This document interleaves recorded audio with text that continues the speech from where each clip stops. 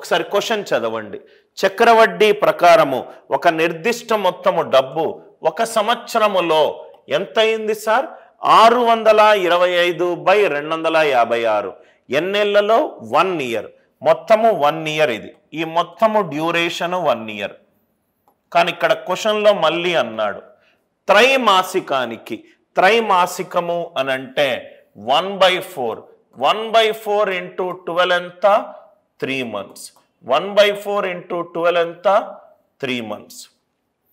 అంటే 3 నెలల తర్వాత, మళ్ళీ 3 నెలల తర్వాత, మళ్ళీ 3 నెలల తర్వాత, మళ్ళీ 3 నెలల తర్వాత. మొత్తం సంవత్సరం ఇచ్చాడు సార్.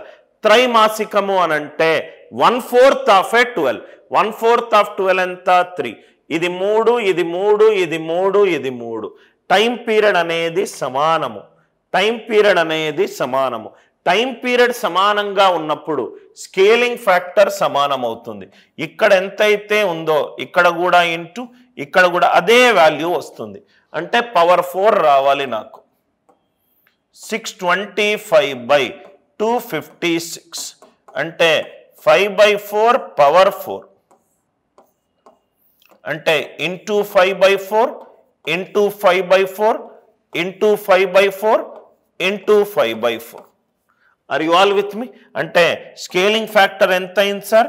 1+R%. ఎంత అయింది? 5/4. R% ఎంత? 1/4. 1/4 ఎంత? 25%.